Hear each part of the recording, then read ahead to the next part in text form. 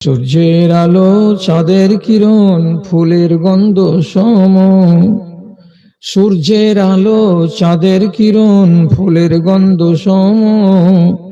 নেহারি তোমার রূপ মনোহর ওগো মোর প্রিয়তম, ওগো মোর প্রিয়তম। ঝড় তুফানের প্রলয় দোলাই, বর্ষার মেঘের বিজলি খেলাই, মহাসিন্ধুর উর্মি মেলাই, তুমি অনাবিল অনুপম। নেহারি তোমার রূপ মনোহর ওগো মোর প্রিয়তম। পাষাণের গায়ে ঝর্ণা ধারাই, পূর্ণিমা রাতে জোয়ার ভাটাই, বনপ্রান্তরে শামস্য সময়, বনপ্রান্তরে শামস্য সময়, তুমি অনাবিল অনুপম। নিহারি তোমার রূপ মনোহর ওগো মোর প্রিয়তম, ওগো মোর প্রিয়তম।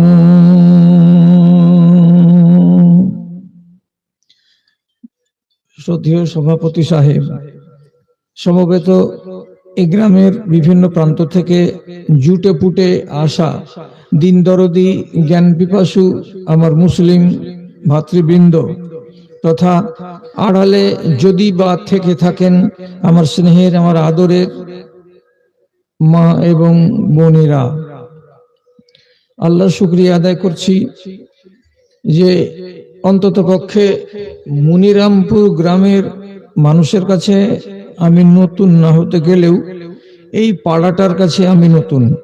ইতিপূর্বে এইখানে এসেছি, ঠিকঠাক আমার মনে পড়ে না। আজকে এসেছি, কিছু কথা আপনাদের সামনে রাখার চেষ্টা করছি। কথাগুলোর প্রতি সুবিচার করবেন এবং মনের কান দিয়ে শুনে তাকে হেফাজত করার চেষ্টা করবেন। গোড়াতেই বলি, আল্লাহ রাব্বুল আলামিন একগুলো মখলুক তৈরি করেছেন জাহান্নামের জন্য এবং একগুলো এই ইনসান নামক মখলুকের মধ্যে থেকে তৈরি করেছেন জান্নাতের জন্য।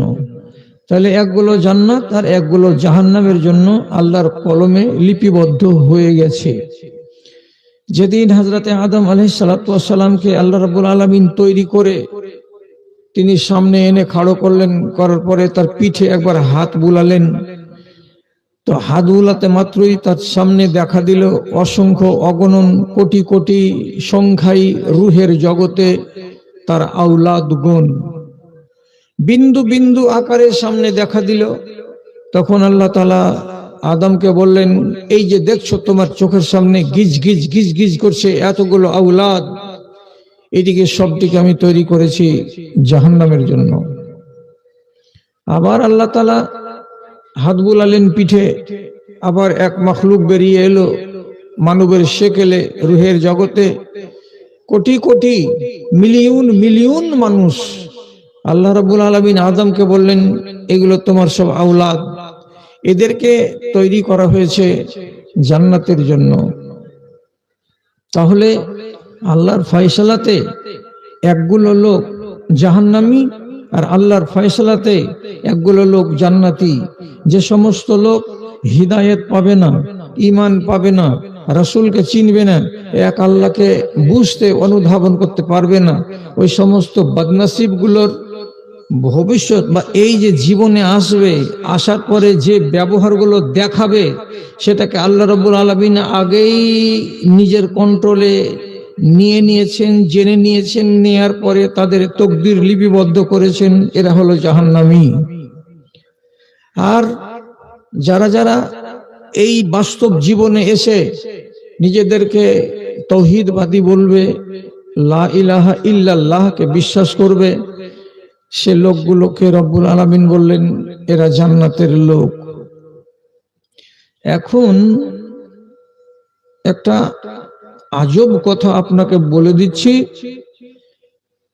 আর একদিক দিয়ে আজব হতে গেলে কোরআনের নির্দেশ অনুযায়ী সেটা আজব নয়। যাদেরকে আল্লাহ রাব্বুল আলামিন জান্নাতের জন্য তৈরি করলেন, তারা নিজের চরিত্র গুণে তিন ভাগে ভাগ হয়ে গেল। অথচ আমরা আদমের পিঠ থেকে বেরিয়েছিলাম প্রথম চান্সে, তো সেইটিকে আল্লাহ তাআলা বললেন এটিকে জান্নাতের জন্য তৈরি করেছি, আর পরের গুলো জাহান্নামের জন্য তৈরি করেছি। তা আমার জন্য তো এটা যথেষ্ট যে আমার বাপ মুসলমান, আমার মা মুসলমান, আমার বংশ মুসলমান, আর সেই সূত্রে আমি মুসলমান মা বাবার ঔরসে জন্মগ্রহণ করেছি, আমি এক মুসলমান। তাহলে তো আমার তকদিরটা ঝকঝকে আলোর মতো, চকচকে তারার মতো জ্বলতে থাকা দরকার ছিল, কিন্তু তা হলো না। আল্লাহ নিজে থেকে আপনাকে আমাকে জাহান্নামে দেওয়ার জন্য রাজি নন। তবে কেউ যদি বলে যে না আমি জাহান্নামে যাব, তাহলে আল্লাহ তাকে রুকবেন না। এখন কোরআন মাজিদের একটি আয়াত থেকে প্রমাণ পাওয়া যাচ্ছে, আল্লাহ তাআলা বলছেন আমি শ্রেষ্ঠ নবীর জন্য একখানি কিতাব মনোনীত করলাম, তার নাম কোরআন মাজিদ, এবং শ্রেষ্ঠ নবীর জন্য উম্মত বানালাম, সেই উম্মতটাও হয়ে গেল শ্রেষ্ঠ। তাহলে কটা জিনিস আমাদের ভাগে পড়েছে? আমরা আমাদের তকদির জোরে পেয়েছি শ্রেষ্ঠ নবীকে, এবং আমরা তকদির জোরে পেয়েছি শ্রেষ্ঠ কিতাব কোরআন মাজিদকে। তাহলে উম্মত হিসাবে আমরা শ্রেষ্ঠ। তিনখানা শ্রেষ্ঠত্ব এক জায়গাতে জমা হয়ে গেছে। আমাদের নবী, নবী মুহাম্মদ সাল্লাল্লাহু আলাইহি সাল্লাম, আমাদের কিতাব কোরআনে মাজিদ। রাসূলুল্লাহ বলবেন আমার উম্মত সর্বশ্রেষ্ঠ উম্মত, আমার উম্মতের মতো শ্রেষ্ঠ উম্মত দুনিয়াতে আর কাউকে রব্বুল আলামিন তৈরি করেননি। তাহলে এত বড় ভাগ্যবান আমরা। একটা ছোট্ট করে হাদিস শুনুন। কিয়ামতের দিন যখন মানুষ সব লাইনে লাইনে দাঁড়িয়ে থাকবে আর ফয়সালা হতে শুরু হবে, তো ফয়সালা যখন শুরু হতে আরম্ভ হবে, তো তখন তো আপনি হতে পারে যে একবারে পিছনের লাইনে পড়েছেন, আমি হয়তো মধ্যেকার লাইনে পড়েছি, দু চারটা ভাই উম্মতে মুহাম্মাদির আগেকার লাইনে পড়েছে। তো 50,000 বছর ধরে হিসেব হবে। তো আমি যদি উম্মতে মুহাম্মাদির একটা লোক সব পিছনের লাইনে পড়ে থাকি, তাহলে আমার হিসাব হতে হতে ওই সকলের হিসাব হতে হতে হতে হতে আমার হিসাব আসার দিন 49,000 বছর লেগে যেতে পারে। তো আমি তো পিছে পড়ে গেলাম।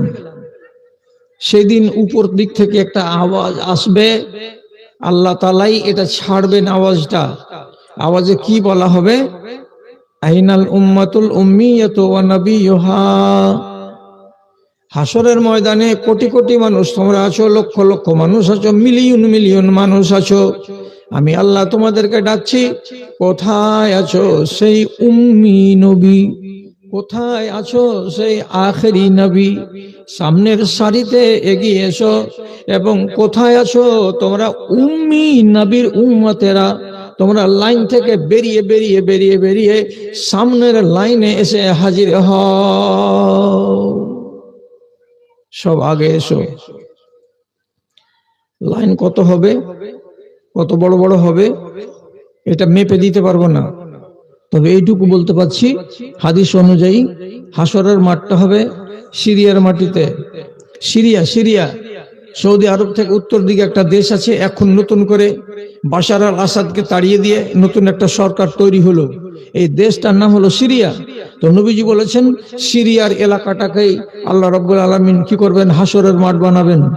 কিন্তু এই দুনিয়া থাকবে না, নদী নালা থাকবে না, খালবিল থাকবে না, উঁচু নিচু থাকবে না, পাহাড় থাকবে না, গাছগাছড়া থাকবে না। আল্লাহ তাআলা কোরআনে বলেছেন ইয়াউমা তুবাদদালুল আরজু গায়রাল আরজে। এই জমিনকে রাখা হবে না, নতুন জমিন তৈরি করা হবে। সেই সমতল জমিটা ওইখান থেকে লাইন বাঁধতে শুরু করবে। লাইনগুলো কত দূর যে যাবে তো রব্বুল আলামিন তিনি জানেন।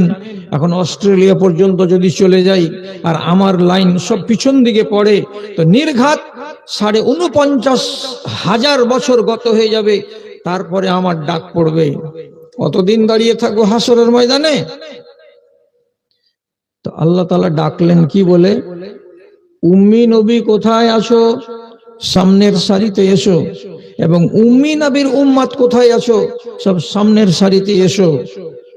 এবার উম্মি নবীর উম্মতেরা সব আগে যাবে। এদের হিসাব নিকাশ যখন শেষ হয়ে যাবে, তো রাসূলুল্লাহ খুশির খবর দিয়েছেন আমাদেরকে। কি বলেছেন, লা ইয়াদখুলুল জান্নাতা উম্মাতুন হাত্তা ইয়াদখুলা উম্মতি, আমার উম্মতিদের জান্নাতে যাওয়া যতক্ষণ পর্যন্ত শেষ হবে না, ততক্ষণ পর্যন্ত অন্য নবীর উম্মতকে ডাকা হবে না। আমার উম্মতিরা আগে জান্নাতে যাবে, যাওয়ার পরে যখন এরা শেষ হয়ে যাবে, তখন শেষের বেলায় অন্য নবীর উম্মতগুলোকে লাইন অনুযায়ী ডাকা হবে। তাহলে আমার ফজিলত কত! এত সুন্দর উম্মত, চরিত্র গুণে 3 ভাগ হলো। কে বলছে? তো আল্লাহ রাব্বুল আলামিন। কি করে? তো বলছে কিতাব পেল সুন্দর, নবীকে পেল সুন্দর, উম্মতি নিজে হলো সুন্দর, তারপর এর ব্যবহারগুলো দেখো কেমন। তো আল্লাহ তাআলা বলছেন মিনহুম জালিমুন লিনাফসিহি, মিনহুম জালিমুন লিনাফসিহি। এই উম্মতগুলোর ভিতরে একগুলো লোক হলো নিজের নফসের উপরে জুলুমকারী, অবিচার করে নিজের জানের উপরে, নিজের জানের উপরে জুলুম করে। কে আছে, কোন খেপা আছে যে নিজের নফসের উপরে জুলুম করে? আপনি বলবেন সোজা সোজা তর্জমা যদি করি, তো কোন মানুষটা নিজের নফসের উপরে জুলুম করে? কেউ করে না। আর আমি যদি দেখি, আর আমার নজর দিয়ে যদি আপনি দেখেন, তো প্রত্যেকটা মানুষ নিজের নফসের উপরে জুলুম করে। এবার আপনি আমার কাছে বুঝিয়ে চান কেন করে জুলুম করছি আমি আর আপনি? আল্লাহ জি, উল্টা কথা যেন মুখ দিয়ে না বের হয়। একটু 2-3টা লোক হ্যাঁ কিংবা না বলিয়েন তো, যে একগুলো পুরিয়া বাজারে কিনে পাওয়া যাচ্ছে 5 টাকা 7 টাকা দাম। তো পুরিয়াটার গায়ে ছবি ছাপা আছে, তো 8টি দাঁত আছে, 8টি দাঁত নেই, আর এই সাইডটাকে দগদগে ঘা দেখাচ্ছে, ঘা। আর এদিকটা ভালো, নিচে লেখা আছে ক্যান্সার। তো যেই প্যাকেটটা বিক্রি হচ্ছে, তার প্যাকেটের উপরে এত বড় সাংঘাতিক রোগের চিহ্ন দিয়ে আপনাকে বলছে তাম্বাকুটা হচ্ছে ক্যান্সারের কারণ। তো আপনি এত ঘা দেখে, আর আধখানি অপারেশন করা মুখ দেখে, ললি পর্যন্ত কেটে দেওয়া আছে তা দেখে, আপনার ভিতরে একবারও ধোকা খাই না যে এই দুর্গতি তো আমার হতে পারে রে, দের এই জিনিসটা আমি খাবো না। তো খাবো না বলে কি আপনি হটে আসতে পেরেছেন? পারেননি। এবার আপনি কি আপনার নিজের হিয়া, অন্তর, দেহ, মনের জন্য ঠিক করছেন? না। শরীয়ত থাক, আলাদা কোরআন মাজিদে থাক, কিন্তু আমি আপনাকে বলছি যে আপনি আপনার নফসের উপরে জুলুম করছেন। দেখেন জুলুম করছেন কিনা। যে জিনিসটা আপনাকে ওয়াকালে মারবে, তাকে আপনি ভয় করছেন না। তাহলে কি দিয়ে বুঝাবো? কি দিয়ে বুঝাবো? দাজ্জালের উম্মত 2 রকম হবে। রাগ করবেন না মনিরামপুরের লোক, কোনটা বিষয়ে যদি আমি ভুল বলি, এদেশে ওলামার গড় আছে, তাদের কাছ থেকে সার্টিফাই করে নেবেন। ওনারা যদি ফয়সালা করে দেন যে এটা বদরুদ্দোজা ভুল বলেছে, খালি ফোন করে বলবেন আমি আপনার ভুলটাকে স্বীকার করে নিব। সেটা কি? দাজ্জালের উম্মত 2টা। দাজ্জালের ডান হাতে থাকবে জান্নাত, আর দাজ্জালের বাম হাতে থাকবে জাহান্নাম। আমাদের মতো মানুষগুলো সেই দিন যে থাকবে, তো দাজ্জাল সবকে ডাকবে। একই দিনে গোটা দুনিয়াকে 40 দিনে ঘুরে নিবে, আর নিয়ে মানুষকে ভয় দেখাবে, আমাকে মানবি এই যে জান্নাত, আর আমাকে না মানবি এই যে জাহান্নাম। সাথে করে নিয়ে বেড়াবে জান্নাতকে আর জাহান্নামকে। এমন সুন্দর সাজিয়ে ওকে আল্লাহ ক্ষমতা দেবেন, ও নিয়ে বেড়াবে। আপনি দেখে সামলাতে পারবেন না, তখন জান্নাতের লোভে আপনি ওর কথা মেনে নিবেন, ওর জান্নাতে ঢুকে যাবেন। যারা দাজ্জালের জান্নাতে ঢুকে গেল, তারা অরিজিনালি আল্লাহর জাহান্নামে ঢুকে গেল। আর যারা ওকে মানবে না তাদেরকে বাম হাতে দেখাবে জাহান্নাম। যারা জাহান্নামে ঢুকে গেল, অরিজিনালি দাজ্জালের জাহান্নামে যারা ঢুকেছে তারা অ্যাকচুয়ালি আল্লাহর জান্নাতে ঢুকে গেছে।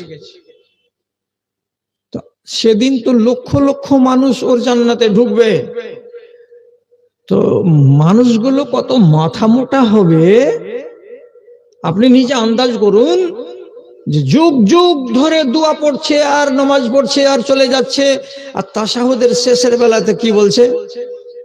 ওয়া নাউযু বিকা মিন মাসিহিদ দাজ্জাল ওয়া নাউযু বিকা মিনাল মাসামি ওয়া মিনাল মাগরাম। প্রত্যেকটা লোক তাশাহুদে বসে একটা দোয়া বলছে যে আল্লাহ দাজ্জালের ফিতনা থেকে তুমি আমাকে বাঁচাও। আর দাজ্জাল সম্বন্ধে উলামায়ে কেরাম শিখিয়ে রেখেছেন যে এইরকম হবে। আর ওর মেন লক্ষণ হলো কি, একটা চোখ হবে কানা আর কপালে স্পষ্ট অক্ষরে লেখা থাকবে কাফের। কাফের, আরে তো কাফের লেখা আছে কপালে, তারপরে উম্মতে মুহাম্মাদির এক দল লোক ওর জান্নাতে চলে যাচ্ছে। তো এরা কত কপাল পোড়া আপনি আন্দাজ করুন তো। তো চোখে দেখে কাফের, তারপরেও যদি ওর জাহান্নামে না যাই, ওর জান্নাতে চলে যাই, তো এরা যেমন মাথা মোটার দল, তেমনি আজকের দিনের ক্যান্সারের ছবি, দাঁত ভাঙা আর গলাতে গদগদা ঘা ছবিতে দেখার পরে যদি কিনে আর হলারে ভরে, তো তাহলে এরা দাজ্জালের সেকেন্ড উম্মত। আপনাকে তো চুলকানি লাগবে এত বড় কথা শুনে। তা আমি কি করব? আমাদের যে বয়স শেষ হয়ে গেল, মৌলানা ইসমাইল কবরে চলে গেলেন, মৌলানা আবুল হাসান সাহেব বক্তৃতা দিয়ে দিয়ে কবরে চলে গেলেন। এই দেশের আরো কত কত কত কত আলেম, মালদার মৌলানা আব্দুল ওয়াহাব সাহেব রহমানি, মোহাম্মদ হোসেন সালাফি সাহেব, মৌলানা মুসলিম রহমানি, আর কত কত কত আলেম সব কবরে চলে গেল। আর আমারও কবরে যাওয়ার টাইম চলে আসলো। তো যদি এতকাল বক্তৃতা দেওয়ার পরে আমার জাতকে আমি শুধরাতে না পারি, তাহলে এরা সেকেন্ড ক্যাটাগরির উম্মত নয়। তো তাহলে এরা আর কি? আল্লাহ বলছেন এরা এমন একগুলো বদনসিব যে এরা নিজের নফসের উপরে জুলুম করছে। এক, দুই নম্বর লোক ওয়ামিনহুম সাবিকুন বিল খায়রাতি ওয়ামিনহুম মুকতাসিদ। এদের ভেতরে একগুলো লোক আছে মধ্যমপন্থী, কি করে? মাঝে মাঝে জুলুম করে আর মাঝে মাঝে নিজের নফসের উপরে সুবিচার করে। সুবিচার মানে কি? জুমার দিন মেয়ে ছেলে পিলের কথাই পড়ে বাপ চাচার লজ্জা থেকে বাঁচার জন্য জুমার নামাজ পড়তে চলে যায়। অনেক সময় দেখা যাবে 500 টাকা মাদ্রাসাতে দান করে দেয়। অনেক সময় দেখা যাবে কোনো গরিবকে একখানা কাপড় পরিয়ে দেয়। আবার এই লোকটাই যদি সুযোগ পেয়ে যায়, তো তাহলে কোনো অবলা নারীকে সুযোগ পেতে গেলে তার আবরুকে লুটে নেয়, বরবাদ করে দেয়। এই ছেলেটাই নামাজ পড়বার বেলা নামাজ পড়ে দেয়, আবার রাতের বেলায় মোবাইলকে নিয়ে ফ্রি ফায়ার গেম খেলতে খেলতে খেলতে খেলতে পাকিস্তানের 50টা মিলিটারি মারা হলো, ভারতবর্ষকে জিতিয়ে দেওয়া হলো, অথবা বাংলাদেশকে জিতিয়ে দেওয়া হলো, ভারতকে হারিয়ে দেওয়া হলো। এরকম গেম খেলতে খেলতে, মিলিটারিকে দাঁড়াতে দাঁড়াতে, মারতে মারতে, ফ্রি ফায়ার করতে করতে রাত্রি 2টার সময় ঘুমালো। রাত্রি 2টার সময় ঘুমাতে গেলে নিদ্রার উপরে কন্ট্রোল থাকলো না, ফজর বেলায় জাগতে পারলো না, ফজরের জামাত চলে গেল, নামাজ চলে গেল। তো এই মানুষটা মাঝে মাঝে ভালো করে আর মাঝে মাঝে মন্দ করে, আর করে এই মানুষটা দোগলা মুসলমান হয়ে বাঁচে। এক প্রকার। 3 নম্বরের বেলায় আল্লাহ তাআলা বলছেন ওয়ামিনহুম সাবিকুন বিল খায়রাতি। আর একগুলো লোক আছে যারা কি করে? মঙ্গলের দিকে দৌড়ে যায়, অমঙ্গল থেকে মুখটাকে ফিরিয়ে রাখে। যারা কল্যাণ পাবো কোথায়, কল্যাণের দিকে দৌড়ে যায়, আর যেখানে আমার বরবাদি আছে সেখান থেকে সে মুখ ফিরিয়ে নেয়। এগুলো একগুলো লোক। তাহলে উম্মতে মুহাম্মাদি শ্রেষ্ঠ কিতাব পেয়ে, শ্রেষ্ঠ নবী পেয়ে, শ্রেষ্ঠ উম্মত হয়ে কয় ভাগে ভাগ হলো? নসিব গুণে 3 ভাগে ভাগ হয়ে গেল। তো ভালো করে জেনে রাখেন, যারা শুধু অন্যায় করে বেড়ায়, নিজের নফসের উপরে জুলুম করে, তারাকে লাল ঘরে যেতেই হবে, কোনো সুযোগ নেই বাঁচবার। কেন? এরা হলো জালিম, কোরআনে আল্লাহ তাআলা বললেন। আর জালিম হলো জাহান্নামের লোকড়ি, অপরাধী, এটাকে আল্লাহ তাআলা মাপ দিবেন না এবং জাহান্নামে আগে ভরবেন। তবে হ্যাঁ, মাল মশলা যদি পুড়াতে পারে, চোখের পানি যদি ঝরাতে পারে, কবরে যাওয়ার আগে যদি নিজেকে পাক করে নিতে পারে এবং এই করে যদি নিজের জিন্দেগিটাকে সম্পূর্ণ বদল করে নিয়ে মরতে পারে, তাহলে হতে পারে তার কালিগুলো মুছে যাবে আর আল্লাহ তাআলা তার উপরে রহম করবেন। আর এই হালাতে যদি কবরে চলে যায়, তাহলে পরে জালেম কল্যাণ পাবে না। পরিষ্কার কথা বলছি, আল্লাহর আইনকে অমান্য করার নাম হলো জালিম। লম্বা ওয়াজ করার টাইম নেই। হযরতে আদম একটা কথা আল্লাহ তাআলার অমান্য করেছিলেন, তার জন্য তিনি নিজেকে বলেছেন রব্বানা জালামনা, আল্লাহ আমি জালিম, জুলুম করেছি। আর আল্লাহ তাআলা তাকে আযাব দিলেন, জান্নাত থেকে নামিয়ে দিলেন দুনিয়াতে 1000 বছর বাঁচার পর আল্লাহ তাআলার কাছে কবরে গেছে, কবর থেকে হাসরে যাবে। রব্বুল আলামিন বলেছিলেন যে ঘর থেকে টেনে বের করে দিলাম, দুনিয়াতে থাকার পরে যদি বদলে আসতে পারো এই ঘরে যাবে, আর বদল করে যদি নিজেকে আসতে না পারো, বের হয়েছে তো হয়েছে। তাহলে তিনি বলছেন নিজেকে আমি জালিম। নবী ইউনূস আলাইহিস সালাতু ওয়াস সালাম আল্লাহর একটা কথা শুনেননি? আল্লাহ তাআলা বলেছিলেন এই নাইনাওয়া শহরের লোককে হিদায়াত করো। ইরাকের একটা টাউনের নাম নাইনাওয়া। তো লোকেরা যখন মানলো না আল্লাহকে, রাগ করে তখন নাইনাওয়া শহরকে ছেড়ে উনি আল্লাহকে না বলে পালিয়ে গেলেন দেশ থেকে। আল্লাহ তাআলা বলছেন তুই আমাকে না বলে যাবি কেন? আমি তোকে পাঠালাম নাইনাওয়া শহরে, আর তুই শহর ছেড়ে পালিয়ে যাবি? লোকের উপরে রাগ করে কে তোকে পাওয়ার দিল এখান থেকে চলে যেতে? আমাকে না বলে গেলি কেন? নৌকা ডুবতে লাগলো, নৌকার মাঝি ঘাট ধাক্কা দিয়ে নামিয়ে দিল। পানিতে মাছ ছিল, মাছে গিলে ফেললো। 3 দিন মাছের পেটে থাকলো। তারপরে মাছের পেটে পড়ে পড়ে পড়ে পড়ে আল্লাহর কাছে দোয়া করে বলছে, আল্লাহ আমি জালিম, লা ইলাহা ইল্লা আনতা সুবহানাকা ইন্নী কুনতু মিনাজ জালিমিন। আল্লাহ আমি জুলুমকারীদের মধ্যকার একটা লোক, আমি জুলুম করেছি, আযাব পেলাম, তুমি আযাব থেকে আমাকে রেহাই দাও। রব্বুল আলামিন তাকে রেহাই দিতেন কি দিতেন না? আল্লাহর ফেরেশতারা আরশে আজিমকে যারা ঘাড়ে করে আছে, তারা সুপারিশ করেছিলেন আল্লাহর কাছে, পরওয়ারদিগার কোন বান্দা এরকম বিপদে পড়ে আছে যে এত দোয়া করছে যে আরশে আজিমের চারিদিককে ভর্তি করে দিল একই দোয়া, লা ইলাহা ইল্লা আনতা সুবহানাকা ইন্নী কুনতু মিনাজ জালিমিন। 24 ঘন্টা একই দোয়া, টানা 3 দিন মাছের পেটে পড়ে পড়ে দোয়া করলেন। আল্লাহ বলছেন তোমরা যদি না বলতে, আরো যদি তসবিহ না করতো, তাহলে কিয়ামতের দিন ওকে ওই মাছের পেট থেকে আমি হাসরের ময়দানে আনতাম। তিনি নিজেকে বলছেন আমি জালিম। যে জালিম হবে তাকে সাজা ভোগ করতেই হবে। তাহলে একদল জালিম সরাসরি জাহান্নামী, আর এই দলটা যে বাঁচলো, এই দলটা আধা ইমানদার আর আধা হলো বেঈমান। এর যদি তকদির ভালো হয়, কিয়ামতের দিন দাড়ি পাল্লা খাড়ো হবে। তো দাড়ি পাল্লা খাড়ো হতে গেলে যেটা ভারী হবে সেটার শানে ফায়সালা হবে। আপনি এই সূরাটা জানেন না? ইলামি তারানো গেল লোক, যেখানে আলেমে গিজ গিজ করছে, ও আম্মা মান খাফাত মাওয়াজিনুহু ফাআম্মা মান সাকুলাত মাওয়াজিনুহু ফাহুয়া ফি ঈশাতির রাজিয়া ওয়া আম্মা মান খাফাত মাওয়াজিনুহু ফাউম্মুহু হাবিয়া। জানছেন তো সূরাটা? তো যদি নেকির পাল্লা ভারী হয়ে যায় আর পাপের পাল্লাটা হালকা হয়, তাহলে তকদির চমকে গেল। আপনার পাপ করেছেন সেগুলো চাপা পড়ে গেল কিসে? তো নেকিতে। যাও জান্নাতে যাও। আর দুর্ভাগ্যবশত পাপটা যদি বেশি হয়ে যায় আর নেকিটা যদি কম হয়ে যায়, তো রব্বুল আলামিন বলবেন তুই তো মুসলমান, মুমিনের বাচ্চা, কিন্তু নিজেকে মুমিন বানাতে পারিসনি। আজকে দাড়ি পাল্লা খাড়ো করলাম, আমলগুলোকে মেপে দেখলাম, তো তোমার পাপ বেশি হয়ে গেল, পুণ্য কম হয়ে গেল, সুতরাং তোমাকে জাহান্নামে যেতেই হবে। এখন জাহান্নামে যে যাব, জিজ্ঞেস করেন আপনি আমাকে কতদিনের জন্য যেতে হবে মাওলানা? তো দাড়ি পাল্লা এরকম করে খাড়ো করেছিলাম, তো কমলো কতখানি? ধরেলেন 50 গ্রাম। এই 50 গ্রাম শুধু পাপ বেড়ে না গেলে আমি জান্নাতটা নির্ঘাত পেয়ে যেতাম। এই সামান্য কমটুকুকে আমি কি দিয়ে পুরাবো?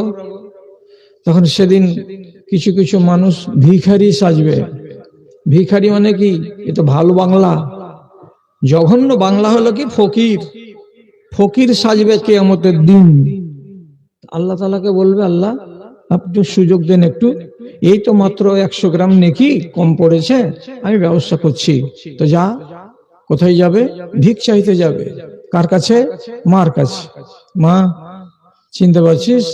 তোর বেটা মুজাম্মেল, দেখতে পাইস না, বুঝতে পারিস না? মা পাগলির মতন তাকাইবে, কে? কোন মুজাম্মেল? মনিরামপুরের জমশেদের বেটা, তুই হার মা যে?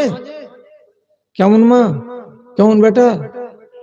এই করতে করতে ও তালকানা, মা ছেলেকে গোসতে পারবে না, চললো বাপের কাছে গেল, বাপও ঠেলে দিল, শেষে বেটার কাছে, ভাইয়ের কাছে, বিবির কাছে, সব বাড়ির কাছে যাবে। আর যে বলবে একটা নেকি গেলা দেন আগে, তুই তো তাহাজ্জুদ পড়াছিলি গে, তোর তো নেকির পাহাড় আছে, যদি শুধু এক রাকাত নামাজের নেকি খানি আমাকে দান করে দিস তো তাহলে তো আমি পার পেয়ে যাব। তো তোর এক টুকা জানে দয়া হয় না? কাউরি জানে দয়া হবে না। প্রত্যেকটা দুয়ারে যে ঝাঁটা খাবে আর খেয়ে মুখকে নিচু করে দিয়ে ঘুরে আসবে। আল্লাহ কোরআনে বলছেন, ইয়াউমা ইয়াফিরুল মারউ মিন আখিহি ওয়া উম্মিহি ওয়া আবিহি ওয়া সাহিবাতিহি ওয়া বানিহি লিকুল্লি ইমরিইন ইয়াউমাইযিন মিনহুম শাআনুন ইউগনিহি। মাকে বলবে তো মাও একই কথা, আর দিয়ে বলবে 50 গ্রাম দে মা। তো মার জবাব কি হবে?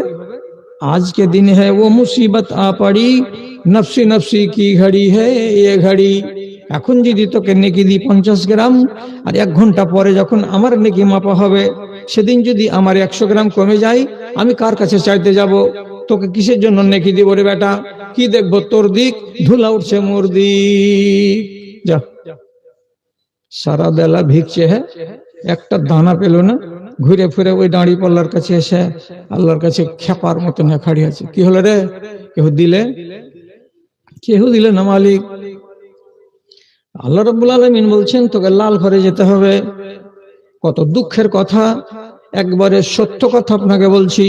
কিয়ামতের দিন একগুলো লোক 1 ঘন্টার জন্য জাহান্নামে যাবে, ওরে দুঃখ রে, ওরে দুঃখ রে। কিয়ামতের দিন একগুলো লোক 2 ঘন্টার জন্য জাহান্নামে যাবে। কিয়ামতের দিন একগুলো লোক একটা বেলার জন্য জাহান্নামে যাবে। কিয়ামতের দিন একগুলো লোক একটা দিনের জন্য জাহান্নামে যাবে। তারপরে জাহান্নাম থেকে আল্লাহ তাআলা মুক্ত করে দেবেন। এতটুকু জাহান্নামে কেন গেলে, কেন গেলে, কেন গেলে?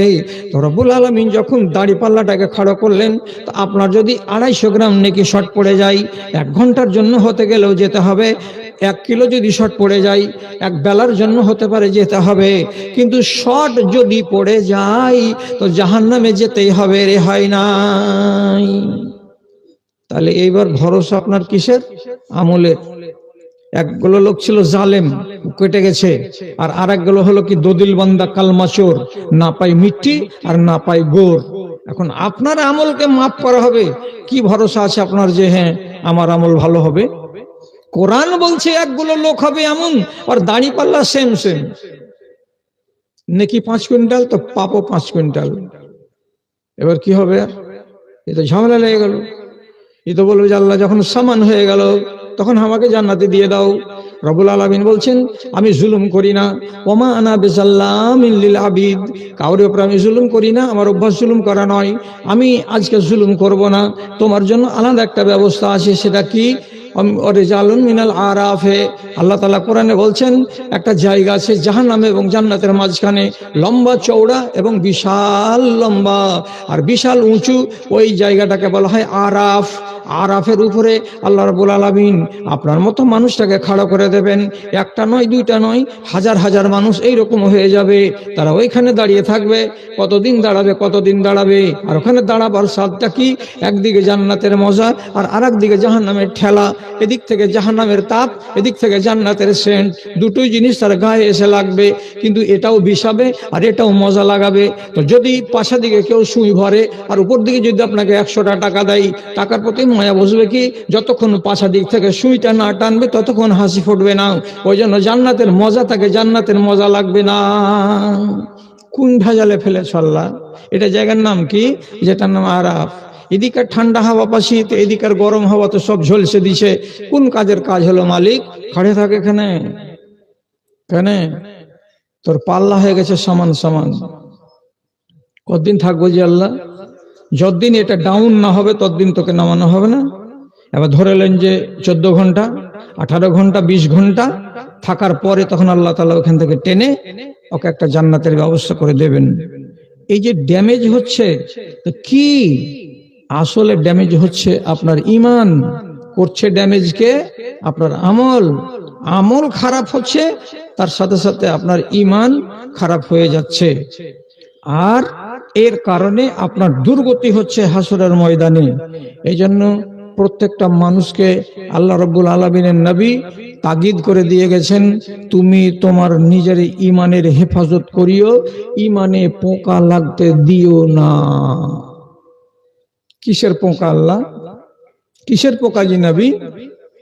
তো রাসূলুল্লাহ বলছেন, ইজা আজনাবাল আব্দু জামবান নুকিতাত ফি কলবিহি নুকতা।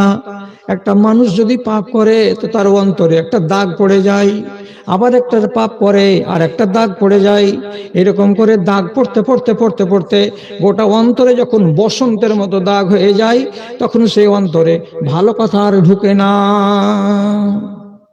অন্তরকে এবার কি করতে হবে? দাগকে মুছতে হবে। দাগ মুছবে কি দিয়ে? পাকা ঈমান দিয়ে। পাকা ঈমান কাকে বলে? নিজে নিজে বাড়তে বসে বসে তওবা করতে হবে। আপনি কি দিয়ে বুঝবেন যে আমার ঈমানে পোকা লেগে আছে? যখন দেখবেন চোখের সামনে মন্দ কাজ হচ্ছে, ভিতর কাঁপে না। যখন দেখবেন আপনি বড় একটা অপরাধ করে দিয়েছেন, অপরাধ করে দেওয়ার পরেও বাড়ি এসে আপনার মনটা বলবে না, কেনে করলি এটা রে, এটা করা কি ঠিক হলো? নিজে লজ্জিত হবে না।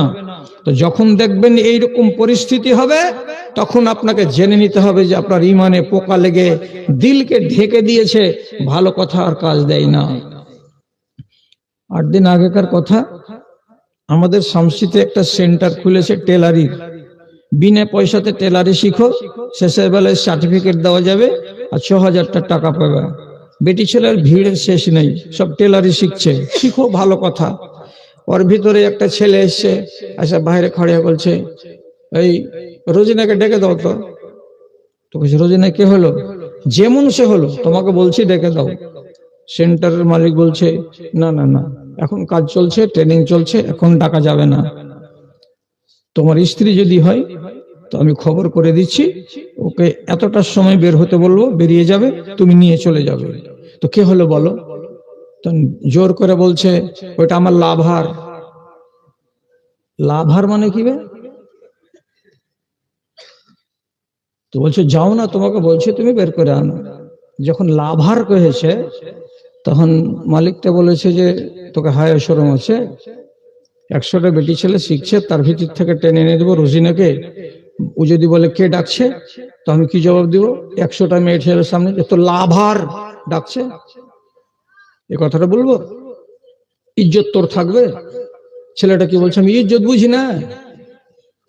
যেদিন কোন একটা মুসলমানের মুখ থেকে এরকম শব্দ বেরিয়ে যাবে, এটা গুনাহ।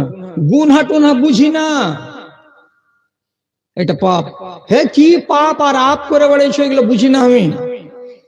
আপনার দিল যেদিন এরকম কথা বলতে লাগবে, সেদিন আপনি জেনে নেন আপনার ঈমান ড্যামেজ হয়ে গেছে, ঈমানের শোধন করা দরকার আছে। খেলো একটা ঘুষি নাকের উপরে, দারদারিয়া রক্ত ঝরল। থানা থেকে পুলিশ এসে দুজনকে নিয়ে গেল। শেষের বেলায় সেন্টারের মালিক ছাড়া পেল, আর ওই ছোঁড়া যেত জেলখানাতে, তার আগে বাপেরা এসে লিখিয়ে নিল যে জীবনের এরকম কাজ করবে না, ছেড়ে দাও। মাত্র 3000 টাকা লাগলো থানাতে। চুলকা কত বেড়েছিলি লাভারকে নিয়ে। এই যে মুনকারকে যে লোক মুনকার বলবে না, সেদিনই আপনাকে জেনে নিতে হবে যে এর ঈমান পোকা লাগা হয়ে গেছে, ঈমান কিছু নেই। এখন এরকম মানুষ যদি পরীক্ষা করে আপনি এই গ্রামে দেখতে যান, কতটি পাবেন? আপনারা কি আমার রাস্তা আলগে নিবেন নাকি, যে পৌঁছিতে দিবেন না বাড়ি, মেরে লাট করবেন নাকি? কি করলেন আপনারা 8 ঘন্টা আগে ঘটনাটা? হ্যাঁ, কি করলেন? এটা যে করলো সে ছেলেটাকে আপনারা সকালবেলায় জিজ্ঞেস করলেন, যেটা কি করলা তুমি একটা ইসলামী জালসাতে এসে? আজব কথা। তো পতন মানুষের হচ্ছে কোন দিক দিয়ে? চরিত্রের দিক দিয়ে আর ঈমানের দিক দিয়ে। ঈমান নষ্ট হওয়া মুসলমানের সংখ্যা দুনিয়াতে বেড়ে যাবে আস্তে আস্তে, আর দুনিয়া তার শান্তি বলে কোনো জিনিস থাকবে না। ইমানের দুশ্মনের জয় জয়কার হবে চারিদিকে। এমন পর্যন্ত কি মুসলমানদের ভেতরে একটা দল এমন তৈরি হবে যারা নিজেদেরকে বলবে আমরা পাকা মুসলমান, অথচ তার ইমানকে যদি আপনি চেক করে করে দেখেন তো ইমান তলানিতে পড়ে আছে, আর পানি পানি, একটু পানি ঢালো, গেলাম মরলাম, এরকম করে ত্রাহি ত্রাহি করছে। ইমানের কিছু নেই। ইমান কোন জিনিসটার নাম? আল্লাহ তাআলা যেভাবে বলেছিলেন সেভাবে আপনি বলেন। কিভাবে বলেছেন? রাসূলুল্লাহ বলেছেন এমনি করে, লা ইলাহা, কোন মাবুদ নেই, দিয়ে শাসকানে, ইল্লাল্লাহ, সামনে দাঁড়ি টানেন একটা, লা ইলাহা ইল্লাল্লাহ, কোন মাবুদ নেই, একমাত্র আল্লাহ। এ কথাটা বলতে পারেনি মক্কার মুশরিকরা, এই জন্য এরা মুশরিক হয়ে গেছে। আর এরাকে আল্লাহ রাব্বুল আলামিন ক্ষমা করবেন না। ওরা কি আসমানের আল্লাহকে মানতো না? আবু লাহাব বলে, আবু জাহাল বলে, উতবা বলে, শাইবা বলে, এরা সবাই এতটুকুনি 2 সুত পরিমাণ ঈমান ওদের অন্তরে আছে। আল্লাহ কোরআনে বলছেন, লাইন সালতাহুম মান খালাকাস সামাওয়াতি ওয়াল আরদ লা ইয়াকুলুন্নাল্লাহ। আপনি যদি মুশরিকগুলোকে বলেন আল্লাহ কোথায়, আসমান জমিন কে তৈরি করেছেন, এই মুশরিকরা বলবে আল্লাহ। এটা কোনটা? এইটা আল্লাহ, উপরেরটা। তো তারপরে তোরা লাত আর উজ্জা আর মানাত আর হবল এগুলোকে মানছিস কেন?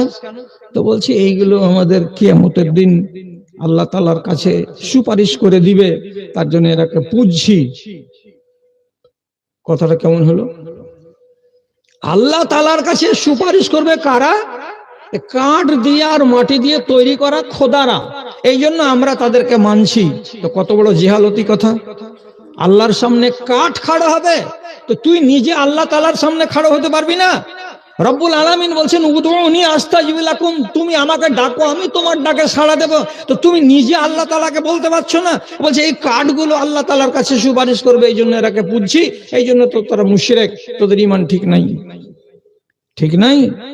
রাসূলুল্লাহর কাছে ভালো করে বুঝেন, আব্দি আলিল সাকাফি, তায়েফের একটা লোক, রাসূলুল্লাহ যেদিন তাকে আহ্বান জানাতে গেলেন, এই আব্দি আলিল সাকাফি রাসূলুল্লাহকে মারার জন্য অর্ডার করেছিল গ্রামের ছেলেগুলোকে, মার পাথর। পাথর মারতে মারতে মারতে মারতে রাসূলুল্লাহকে 3 কিলোমিটার নিয়ে গেল, তাড়তে তাড়তে তাড়তে তাড়তে পায়ে রক্ত জুটে গেল, মাথা ফাটিয়ে দিল, লহুলাহান হয়ে বাগানে বসে আছেন। ওই বাগানে বসে থাকার পরে লম্বা ঘটনা এগুবে, আমি লম্বা ঘটনা বলছি না।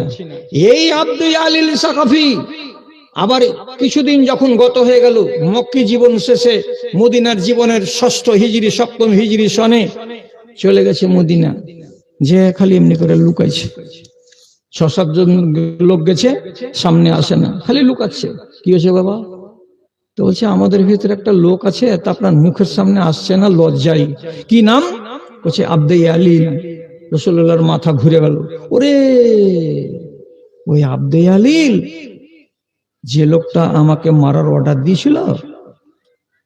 কিন্তু রাসূলুল্লাহ রাগ তুললেন না, সবটিকে বললেন তোমরা খাওয়া দাওয়া করো, মসজিদে থাকো, সকালবেলায় আলোচনা হবে। সকালবেলায় যখন আলোচনাতে বসলো তখন কথা বলছে কে? এই আব্দি আলিল। বলছে আমরা ঈমান কবুল করতে এসেছি আল্লাহ রাসূল, 6 জন লোক, তায়েফে বাড়ি। রাসূল আপনি আমাকে চিনতে পারছেন?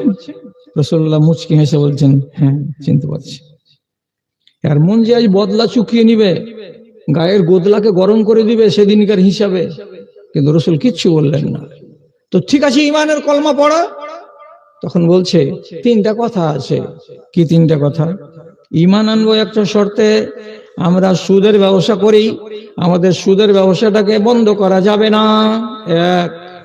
2 নম্বর, আমরা সমস্ত মাবুদগুলোকে গুড়িয়ে ভেঙে ফেলে দেব, কিন্তু যেটা লাত নামের মাবুদ, ওই মাবুদটা আমাদের বাড়িতে বরকত দেয়, ওই মাবুদটাকে আমরা এখনো ছাড়বো না, আর তাকে ভাঙা যাবে না। অন্তত 3 বছর লাতকে আমরা পুজবো, বাড়িতে রাখবো। রাসূলুল্লাহ কইছেন, কোন প্যাঁচ লাগা কথা হে? ঈমান আনবি তো ফির এই ঝামেলার কথা বলছিস কেন? আর কি বলছে? এখন আপাতত আমরা নামাজ পড়তে পারবো না, আর রোজা রাখতে পারবো না, যেদিন মায়া বসে যাবে ধর্মের উপরে, তখন আমরা রোজা রাখবো আর তখন আমরা নামাজ পড়বো। রাসূলুল্লাহ সবটি কথা শুনলেন, জবাব করলেন না, দিয়ে বলছেন তোমরা ভাবো, ভাবনা চিন্তা করে মাগরিবের টাইমে আমাকে জবাব দিবে। রাসূলুল্লাহ মাগরিবের টাইমে আবার নামাজের পরে তাদের সামনে গেলেন, তখন ওরা বলছে আপনি আমাদের দাবি মানলেন কিনা? নবীজি বলছেন যতক্ষণ পর্যন্ত এরকম না করবা, কেমন, যে লা ইলাহা ইল্লাল্লাহ, লা ইলাহা ইল্লাল্লাহ, ততক্ষণ পর্যন্ত তোমাদের ঈমান কবুল হবে না। লাতকে মাবুদ মানা যাবে না।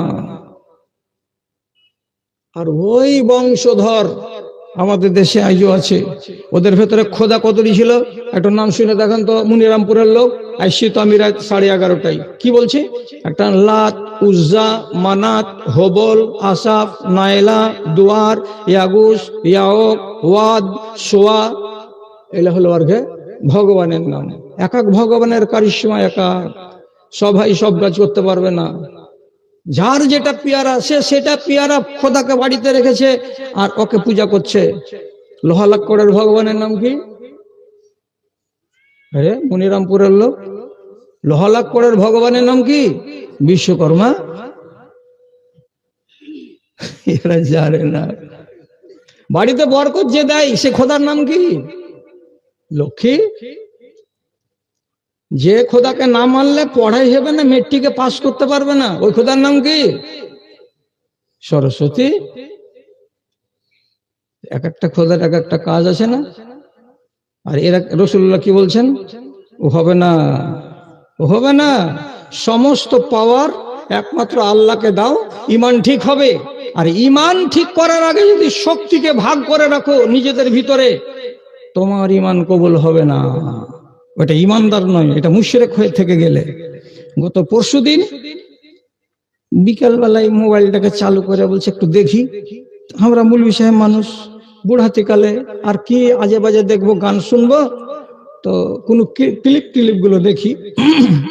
একটা লোক বেরেলি আলেম আর ক্লিপটাকে চালু করেছি, ও তখন সামনে হাজার হাজার মানুষের কাছে ওয়াজ করছে, আর এমনি করে আমল ঝুঁকাচ্ছে আর এমন গরমি ছাড় ওয়াজ করছে, আর বলছে আব্দুল কাদের জিলানিকে দস্তগীর বলা হয়, পীরানে পীর দস্তগীর। কথাটা শুনেছেন না শুনেননি? পীরানে পীর দস্তগীর। আব্দুল কাদের জিলানি হলো সব পীরের বড় পীর, তোমার নাম হলো, উপাধি পরিচয় হলো দস্তগীর, মানে হাত সামলাने वाला, हाथ सामलाने वाला। तो क्यों उसको दस्तगीर कहा जाता है? तो কইছে আল্লাহ তাআলা একদিন 7 মাস আসমান থেকে হুড়মুড়িয়ে পড়ে গেলেন 6 নম্বর আসমানে। 6 নম্বর আসমানে থেকে হুড়মুড়িয়ে पड़े गए 5 नंबर आसमाने। तो फिर हमारे पीरा ने पीर फौरन अपना हाथ बढ़ाया, अल्लाह ताला का हाथ पकड़ लिया, अल्लाह नीचे गिरने से रुक गया। उस दिन से हमारे पीर का नाम हो गया दस्तगीर, हाथ को संभालने वाला। আর যতটি শালা মাথা মোটার বাচ্চা ছিল, নারায়ে রিসালাত, নারায়ে রিসালাত, এত বড় আলেম বে। तो हमें नीचे मंतव्य करे लिखनू जे बहुत भूल हो गई, पीराने पीर अल्लाह ताला का हाथ क्यों पकड़ा? मौका तो अच्छा था कि अल्लाह ताला और 3-4 बार गिरते गिरते जमीन पे आ जाते और अब्दुल कादिर जिलानी आसमान पे पहुंच जाते, वो अल्लाह ताला बन जाते और अल्लाह रब्बुल आलमीन जमीन में घूम फिरते। तो ये तुम्हारा पीर अक्लमंद पीर नहीं है, अल्लाह का हाथ पकड़ करके अल्लाह को वापस भेज दिया, अर्श आज़िम चले जाओ। अरे गांडू, तू যদি তোদের আল্লাহকে এরকম পা ভাঙা ন্যাংড়া মনে করিস তো তোর ঈমানে জুতা মারা দরকার রে, জুতা মারা দরকার। তোকে মুমিন কোন বেটা বলে রে? এই লোকটাকে মুসলমান বলা যাবে? জীবনে যাবে না। তাজকিরাতুল আউলিয়া বইয়ে লেখা আছে যে আব্দুল কাদের জিলানী মারা গেছে, তো কবরে শুয়ে দিয়েছে, লোকেরা চলে এসেছে, মুনকার নাকির এসে বলছে এই উঠো উঠো, ধড়ফড় করে উঠে বসেছে। তো যেমনি ধড়ফড় করে উঠে বসেছে তখন বলছে যে अरे तुम लोग कौन हो? बड़े बेअदब इंसान हो तुम लोग, ना सलाम ना कलाम, और आकर के कहने लगा उठो। फरिश्ता घबरा गया। हवे मुनकर नकी घाबरे গেল যে আল্লাহকে যে বলছে পরওয়ারদিগার কোন লোকের কাছে তুমি পাঠালছো জান কবজ করতে, এ হিসাব নিতে। তো আমারকে ভুল ধরে কইছে যে হ্যাঁ শালা তোরা কোন দেশের লোক, তোর কাছে কোনো আদব কায়দা নেই, এসে একটা ঘুমন্ত মানুষকে বলছিস উঠো, উঠিয়ে বসিয়ে দিয়েছো, সালাম নেই কালাম নেই কিছু নেই। আল্লাহ তাআলা বলছেন কেমন দেখতে? এইরকম। কোনখানে ওর কবরটা আছে? কইছে এই তো ইরাকের মাটিতে, এইরকম এরকম জায়গাতে। আল্লাহ তাআলা বলছে হায় রে খাপ, হাঁকে কোহে কেন যাসনি তোরা? এর মানে কি কোন জায়গাতে গেছিস? ওই লোকটার কাছে হিসাব চাহ, তোদের ঠিক হয়েছে, ঘুরে চলে আসিস, চলে আসিস, আর কবরে যাস না, হিসাব নিতে হবে না। আচ্ছা, এইরকম যদি আকীদা থাকে আর এরকম যদি বিশ্বাস থাকে, তো তাহলে একটা চোর আমাদের জাতিতে যারা কি করে, চুরি করে, আর করার পরে আবার মাঝে মধ্যে ভয় হয়, তখন সে আল্লাহ তাআলার কাছে কাঁদে। তো এই চোর মুসলমানটা ওই মুসলমান চাইতে 20 গুণ ভালো। কেন? ভুল করার পরে কাঁদছে। আর আল্লাহ তাআলা এর কথা কি বলছে? ইন্নাল্লাহা লা ইয়াগফিরুয যুনুবা ইন্নাল্লাহা লা ইয়াগফিরু আন ইউশরাকা বিহি ওয়া ইয়াগফিরু মা দুনা যালিকা লিমান ইয়াশা। শিরকের গুনাহটাকে আল্লাহ তাআলা জীবনে মাফ করবেন না, শিরকটাকে বাদ দিয়ে যত গুনাহ আছে সবই মাফ করে দেওয়া হবে। আল্লাহ। তাহলে মানুষ সূরা ফাতার আয়াত অনুযায়ী আল্লাহ তাআলা যে বললেন যে একগুলো লোক কি হলো, নিজের নফসের উপরে জুলুমকারী হয়ে গেল আর নিজেকে কবরের পথ দিয়ে জাহান্নাম পর্যন্ত যাওয়ার পথিক বানিয়ে বসলো। তার ভেতরে এইরকম একগুলো মুসলমান। আল্লাহ হেফাজত করো।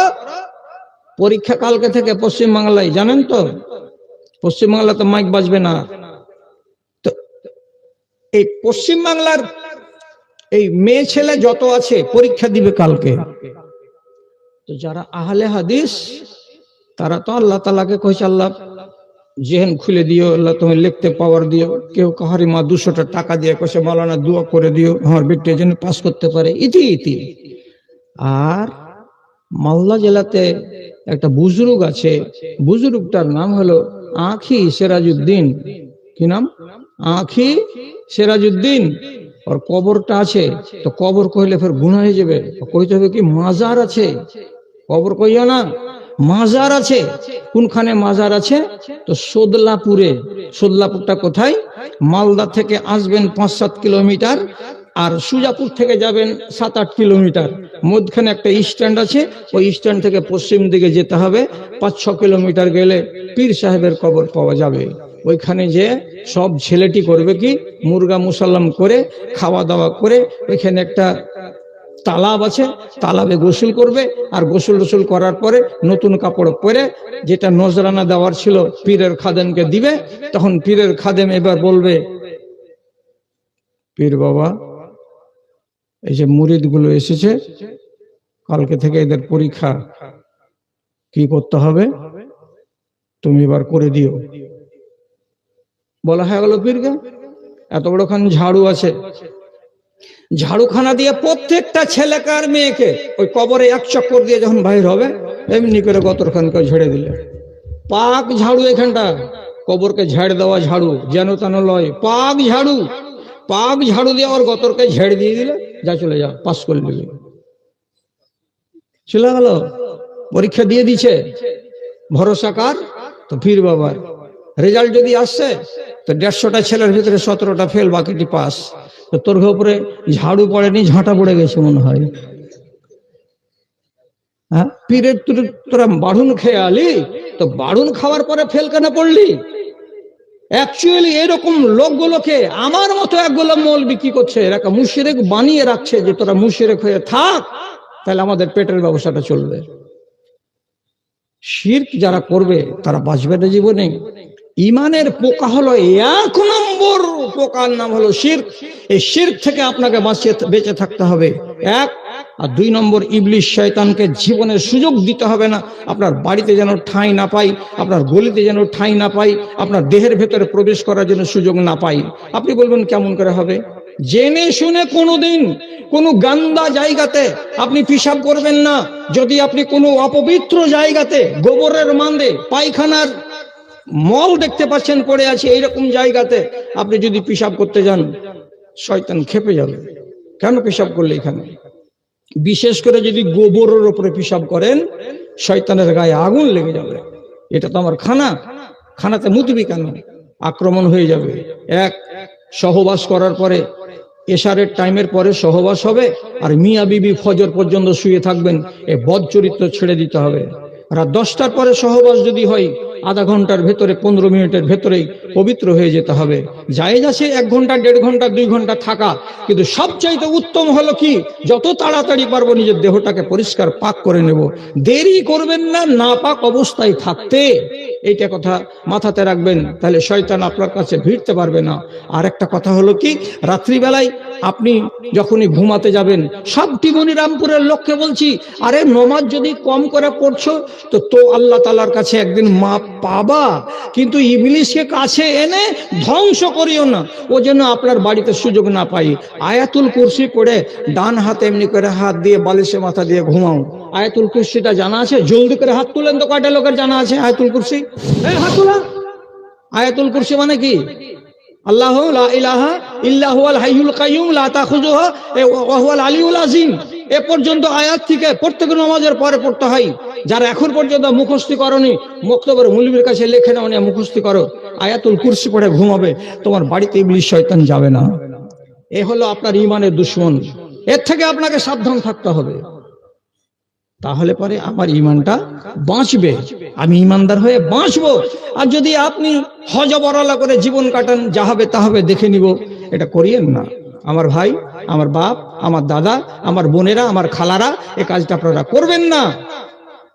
বাড়িতে কোনো ফটো যেন না থাকে, কুকুরের, শিয়ালের, মানুষের ছবি রাখবেন না। যেগুলো গিলাপ আছে, পর্দা আছে, সে পর্দাগুলোর যদি জীবের ছবি থাকে, ওকে বাদ দিয়ে দিবেন, উল্টিয়ে দিয়ে ওকে খোল বানিয়ে নেবেন, যাতে জীবের ফটো আপনার সামনে দেখতে না পাওয়া যায়। আর কোন নাপাক কাপড় যাতে মুত লেগে আছে, ওকে বাড়িতে ঝুলিয়ে রাখবেন না। মেন জায়গাতে ওকে ঝুলিয়ে রাখবেন না। নাপাক কাপড়, পিশাব লেগে গেছে, কাপড়টাকে তা করে আপনি গোসলখানাতে রেখে দিয়ে আসেন যে কালকে ধুবো। এটাকে রেখে দিয়েন না যে 3-4টা একসঙ্গে জমা হবে, তারপরে তখন আমি এটাকে ধুবো, এই বলে আপনি ফুল প্যান্টকে রোজ একটা করে পরে পরে আসবেন আর অ্যাঙ্গালে টাঙিয়ে রেখে দিবেন, আর ওতে পিশাব লেগে আছে, দাঁড়িয়ে পিশাব করেছেন। এই কাজটা আপনি জীবনে করবেন না। কেন করবেন না? রাসূল কারীম বলেছেন, যে বাড়িতে বাউলুন মুতাকান্নিউন, মানে গামলাতে পিশাব থাকবে, গামলাতে যদি পিশাব থাকে আর ওই পিশাব যদি সকালবেলায় বাড়ির লোক না ফেলে, তাহলে ওই বাড়িতে আল্লাহর ফেরেশতা যাবে না। তো গামলাতে আপনি পিশাব করেননি, পিশাব করেছেন ফুল প্যান্টে, তো গামলার পানি যদি, পিশাব যদি না ফেলেন, তো আল্লাহর ফেরেশতা যাবে না। তো ফুল প্যান্টে যে মুত লাগা আছে, ওই ফুল প্যান্ট যদি আপনার ঘরের ভেতরে ঝুলে, আল্লাহর ফেরেশতা ঢুকবে না, ইবলিশ শয়তান বাস করবে। এগুলো থেকে আপনি বাঁচেন। এটা কে কি দিল জি? মৌলানা সাহেব, আপনার একটা গাজাল, প্রভু গো আমার, বলো তো শুনি, বলা যাবে কি? অনেক কেউ বলছেন এটা বলা নাজায়েজ, আপনার মত কি? একটা গাজাল গাহি আমি, যে প্রভু গো আমার, বলো তো শুনি, কেন বা এমন করো, বেঈমানে তুমি মহাসুখে রেখে ইমানদারকে মারো। ভুলেও যাহারা তোমাকে ডাকে না, তাদের রেখেছো সুখে। 5 বার আমি কপাল টেকিয়ে, তবু যে রয়েছে দুঃখে। নিরাশ আধারে ডুবে যায় আমি, হাতটি আমার ধরো। প্রভু গো আমার, বলো তো শুনি, কেন বা এমন করো, বেঈমানে তুমি মহাসুখে রেখে ইমানদারকে মারো। এখানে যে আল্লাহর কাছে আমি জিজ্ঞেস করেছি যে আল্লাহ, ইমানদারেরাকে তুমি সুখে রেখে বেঈমানকে মারছো, কি বলে আল্লাহ, তুমি ইমানদারেরাকে দুঃখে রেখে, কষ্টতে রেখে, যারা বেঈমান শয়তান ওরাকে খুব আনন্দে রেখেছো কেন? এই যে কেন কথাটা বলেছি, তার জন্য কিছু কিছু দেশের আলেম বলেছে যে এই গজল গাহা যাবে না। আল্লাহর কাছে কেন জিজ্ঞেস করতে গেলে? কেন? আরে খ্যাপাতুল্লাহ, আমি মানুষকে জ্ঞান দেওয়ার জন্য এই কথাটা বলেছি। আল্লামা ইকবাল একটা কবিতা লিখেছেন, শিকওয়া আর জবাবে শিকওয়া। একবার আল্লাহ তাআলার ভুল ধরেছেন এতটি, আর তারপরে ফের জব দিতে শুরু করেছেন প্রত্যেকটা কবিতার। তো ভুলগুলো ধরেছেন মানে কি আসলে ভুল ধরছেন নাকি? একগুলো মানুষের মিজাজ হলো এই, তখন এটাকে আল্লাহর সামনে পেশ করেছে অভিযোগ করে, আর দিয়া ফের ওইটার জব দিচ্ছে যে এটা আসলে এই, এটা আসলে এই, এটা আসলে এই। তো আল্লাহর কি ভুল ধরার জন্য এ কথাটা আমি বলেছি যে তুমি মুশরিকদেরকে সুখে রেখেছো কেন আর আমাদেরকে কষ্টে রেখেছো কেন? আমি মুসলমানদেরকে শিক্ষা দেওয়ার জন্য কথাটা বলেছি। শিক্ষা কি আছে এখানে? শেষের অংশটা যখন পড়বে, গজলের সব শেষকার লাইনটা পড়বে, তখন জানতে পারবে যে হ্যাঁ কথাটা কি আছে। ওখানে কথাটা কি আছে যে দেখো, দুনিয়াতে যারাকে আমি সুখ দিয়েছি তাদের ভাগ হলো দুনিয়াতেই, আর তোমাদেরকে আমি সুখ দিইনি দুনিয়াতে। মানে কি? যে তোমাদের জন্য এতগুলো সুখ নয়, তোমাদের আসল সুখ হলো আখেরাতে। কাজে যদি কষ্টে থাকো তাহলে কষ্টকে কষ্ট মনে করিও না, এই কষ্টের ভেতরে লুকিয়ে আছে তোমার সুখ। এই জন্য গজলটা গাওয়া। ইব্রাহিম নবী বলেছেন, কাইফা তুহিল মাউতা, আল্লাহ তুমি মরাকে কেমন করে জিন্দা করো? এটা নবী বলছে, আরে তুমি মরাকে কেমন করে জিন্দা করো? তখন আল্লাহ তাআলা জিজ্ঞেস করে বলছেন, আওয়ালাম তুমিন, তোমার বিশ্বাস নাই যে আমি মরাকে জিন্দা করতে পারি? ইব্রাহিম নবী জবাব দিয়ে বলছেন, বালা ওয়ালাকিন লিয়াতমাইন্না কলবি, এটা জানি আমি, কিন্তু আমার মনটাতে তাসাল্লি হয় না। তার জন্য তোমাকে বলছি, আল্লাহ মরাকে তুমি জিন্দা কেমন করে করো? তাহলে ইব্রাহিম নবীর প্রশ্ন করাটা ভুল হয়েছিল। তুমি মরাকে কেমন করে জিন্দা করো আল্লাহ কেন জিজ্ঞেস করতে গেলেন হযরত ইব্রাহিম আলাইহিস সালাতু ওয়াস সালাম, তিনি নবী হয়ে? না, উনি জবাব দিয়েছেন কি বলে, আমার মনে তাসাল্লি হবে, আমি যদি জানতে পারি, আমি দেখতে পাই, তাহলে আমার মনের ভেতরে তৃপ্তি চলে আসবে, তার জন্য এটা আমি করেছি। তো কথাটা হলো এই, গজলের ভুল ধরে হবে না। আমি একবারে খ্যাপা আর আমি একবারে মাথা মোটা মৌলবি নই। আমাকে আল্লাহ তাআলা অনেকখানি জ্ঞান দিয়েছে, আমি যেখানে বুঝেছি ঠিক বুঝেছি, বুঝার পর আমি কবিতাটা লিখেছি। তো যাক, অনেক কথা হয়ে গেল। ঘড়িতে কটা বাজছে আপনাদের? 12:30। তো দয়া করেন আপনারা আমার উপরে, মেহেরবানি করেন আমার উপরে। জালসা চালাতে আপনারা ভুল করেছেন আর টাইমে গন্ডগোল হয়ে গেছে। আমার আধা ঘন্টা টাইম এর আগে লুটে ফুটে নিয়েছে অন্য লোকেরা, যার কারণে আমি আর বেশি বক্তৃতা আপনাদের সামনে দিতে পারলাম না। আর না হলে আমার ট্রেন সবটি ছুটবে, শেষের বেলা আমাকে বেলা 9:30 বাড়ি যেতে হবে। আমার ঘর গৃহস্থালী আছে, আমার আরাম বিশ্রাম আছে। মনিরামপুরের লোককে আমি খুব ভালোবাসি। আগামী দিনে আপনাদের সাথে আমার মুলাকাত হবে, বিশদ আলোচনা হবে। তবে আজকের মতো এখানে ইতি টানছি। আর শেষখানে একটা কথা বলছি, তা কি 10 জন সাহাবীর জীবনী সুন্দর করে লিখে দিয়েছি 250 পাতায়। যদি কোনো ভাই মনে করেন যে সাহাবীদের জীবনী পড়ে জ্ঞান নেব, তো তাহলে পরে বইগুলো এক খাটা নেন। বইয়ে হলো দাম 250 পাতার বইয়ের দাম হলো মাত্র 50 টাকা। 5 মিনিটের ভেতরে শেষ করেন। এই ছেলেটা যাও, 5 মিনিটের ভেতরে নিয়ে শেষ করেন, তাড়াতাড়ি করে পালাবো আর তাড়াতাড়ি করে আল্লাহ ট্রেন ধরাবে ইনশাল্লাহ। কোন টাকা পড়বো এটাকে? এমনি তো জঞ্জাল চলছে। প্রভু গো আমার, বলো তো শুনি, কেন বা এমন করো? বেঈমানে তুমি মহাসুখে রেখে ইমানদারকে মারো, তুমি ইমানদারকে মারো। ভুলেও যাহারা তোমায় ডাকে না, শুধু ডান দিকে সালাম ফিরে যাবে, ভুলেও যাহারা তোমায় ডাকে না, তাদের রেখেছ সুখে। 5 বার আমি কপাল টেকিয়ে তবু যে রয়েছি দুঃখে, তবু যে রয়েছি দুঃখে।